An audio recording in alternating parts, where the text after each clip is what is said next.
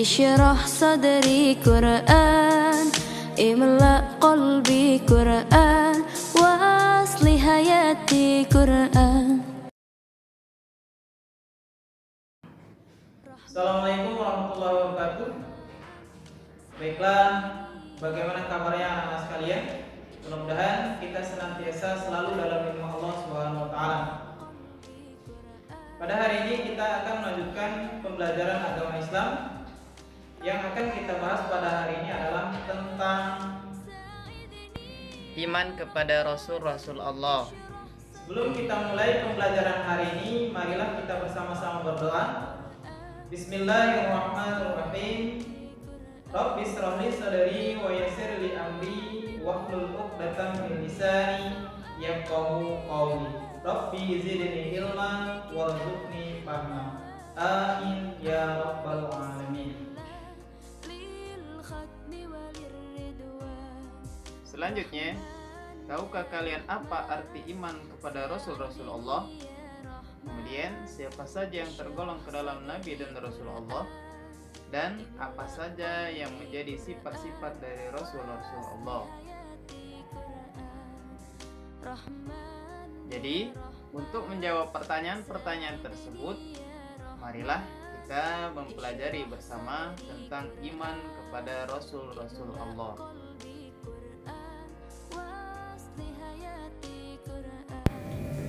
Baiklah, materi yang pertama adalah tentang iman kepada Rasul-Rasul Allah. Iman kepada Rasul-Rasul Allah artinya adalah percaya dan yakin bahwa Rasul-Rasul Allah itu adalah memang benar utusan Allah Subhanahu wa taala yang diperintahkan untuk mengesahkan Allah, tidak menyekutukan Allah, dan mengajak manusia kepada jalan yang diridhoi oleh Allah Subhanahu wa taala.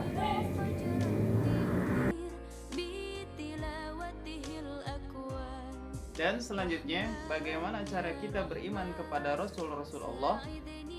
Di antaranya, yang pertama adalah kita selalu menaati ajaran yang dibawa oleh Rasul-Rasul Allah, taat dengan menjalankan semua hal yang diperintahkan Allah dan Rasul-Nya, serta menjauhi semua hal yang dilarang oleh Allah dan Rasul-Nya. Kemudian yang kedua adalah meneladani ketaatan, sikap dan perilaku terpuji dari Rasul-Rasul Allah Subhanahu wa taala.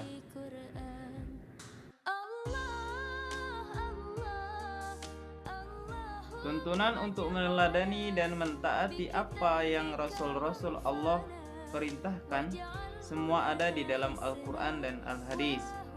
Kita sebagai muslim perlu mempelajari dan membaca isi serta kandungan Al-Quran dan Hadis sebagai pedoman hidup kita.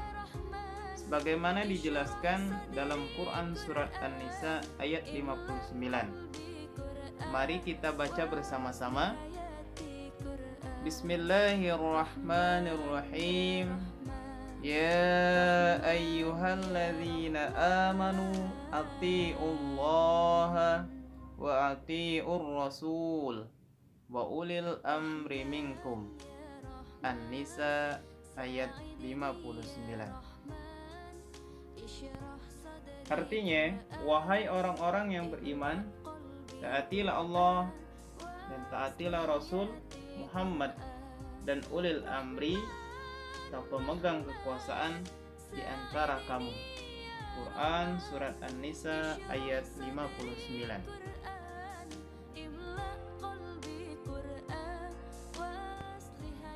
Kemudian yang kedua adalah siapa-siapa sajakah nama-nama Nabi dan nama-nama Rasul Allah Subhanahu wa taala tersebut. Sebelum kita ke jumlah Nabi dan Rasul, ada baiknya kita pahami terlebih dahulu apa itu arti Nabi dan apa itu arti Rasul. Kata Nabi berasal dari kata Naba yang berarti dari tempat yang tinggi. Sementara pengertian Nabi secara umum adalah seorang manusia hamba Allah Subhanahu wa taala yang diberikan kepercayaan berupa wahyu dari Allah Subhanahu wa taala untuk dirinya sendiri. Sedangkan kata Rasul berasal dari kata risalah yang berarti penyampaian. Rasul adalah seorang yang diberi wahyu dan kepercayaan oleh Allah Subhanahu wa taala yang kemudian diamalkan dan berkewajiban menyampaikan wahyu tersebut kepada umatnya. Kemudian, berapakah jumlah nabi dan rasul? Ada yang berpendapat bahwa nabi berjumlah 124.000 orang, sedangkan rasul berjumlah 312 orang. Namun sesungguhnya yang maha mengetahui hanya Allah Subhanahu wa taala.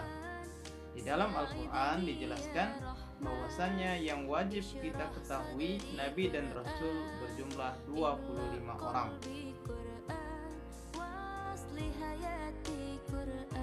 Sebagaimana yang dijelaskan dalam Al-Quran surat Ghafir ayat yang ke-78. Mari kita baca bersama-sama. Bismillahirrahmanirrahim. Walaqad arsalna rusulan min qablika minhum man qasasna 'alaika wa minhum man lam naqsus 'alaik wa ma kana li rasulin ay ya'tiya bi ayatin illa bi iznillah fa iza jaa amrullahi qudiya bil haqqi wa khasira hunalikal mubtilun. Ghafir ayat 78.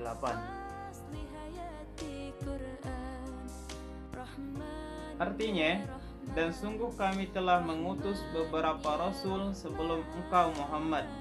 Di antara mereka ada yang kami ceritakan kepadamu, dan di antaranya ada pula yang tidak kami ceritakan kepadamu. Tidak ada seorang rasul membawa suatu mukjizat kecuali seizin Allah. Maka apabila telah datang perintah Allah untuk semua perkara, diputuskan dengan adil, dan ketika itu rugilah orang-orang yang berpegang kepada yang batil. Quran surat Ghafir ayat ke-78.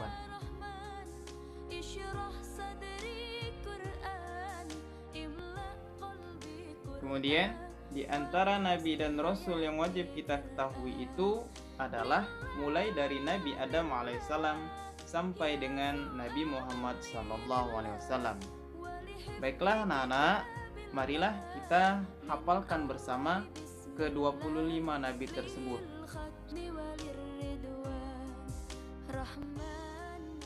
Selanjutnya adalah sifat-sifat Rasul Allah. Tahukah kamu mengapa Allah SWT memilih beberapa manusia terpilih sebagai Rasul? Apa yang membedakannya dengan manusia yang lainnya? Hal tersebut karena mereka memiliki sifat-sifat yang terpuji. Sifat-sifat terpuji ini wajib dimiliki oleh para Rasul.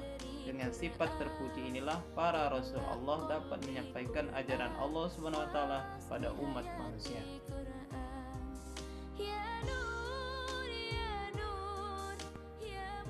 Di antara sifat wajib bagi Rasul-Rasul Allah terdiri dari 4 macam. Yang pertama adalah sifat siddiq. Sifat siddiq artinya adalah jujur dan benar. Setiap Rasul-Rasul Allah pasti mempunyai sifat siddiq, baik perkataan maupun perbuatannya. Karena dengan sifat ini ajaran yang dibawanya dapat diterima dan diikuti oleh umat manusia. Sedangkan seorang pendusta tidak mungkin didengar ucapannya, apalagi diikuti perbuatannya.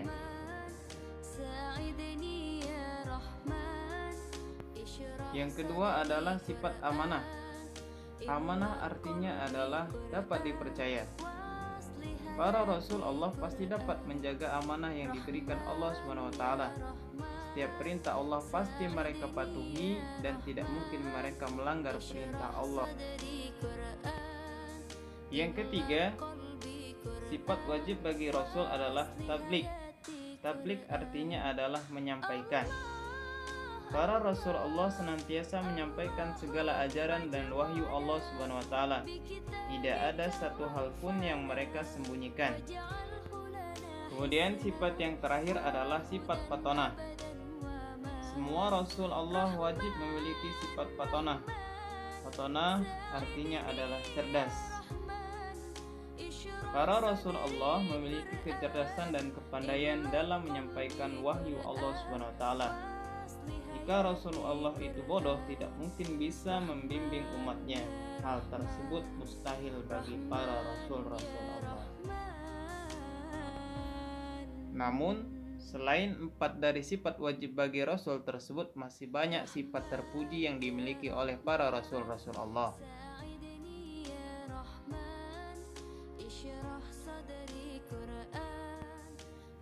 Kemudian, para Rasul-Rasul Allah juga mempunyai sifat-sifat mustahil yang tidak mungkin dimiliki oleh para Rasul Allah. Di antaranya, yang pertama adalah sifat kizib. Kizib artinya adalah bohong. Para Rasul Allah mustahil mereka bersifat bohong atau kizib. Sifat yang kedua adalah khianat. Khianat artinya adalah tidak dapat dipercaya, karena sesungguhnya para rasul itu amanah dan mereka pasti dapat dipercaya. Sifat yang mustahil yang ketiga adalah kitman. Kitman artinya adalah menyembunyikan. Para rasul tidak akan mungkin menyembunyikan semua ajaran dan wahyu, karena sudah menjadi kewajiban para rasul adalah menyampaikan wahyu dari Allah SWT pada umat manusia. Sifat yang keempat adalah balada. Balada artinya adalah bodoh. Tidak mungkin para rasul-rasul Allah mempunyai sifat bodoh, karena untuk menyampaikan wahyu dan ajaran Allah, pastilah Allah memberikan kecerdasan kepada mereka.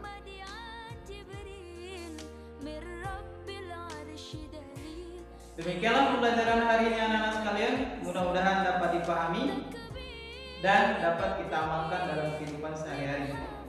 Jika ada yang kurang paham, maka silakan Ananda bertanya langsung kepada Pak Sahrul. Kita tutup pelajaran hari ini dengan baca lafal hamdalah. Alhamdulillahirabbil alamin. Wabillahi taufiq wal hidayah. Assalamualaikum warahmatullahi wabarakatuh.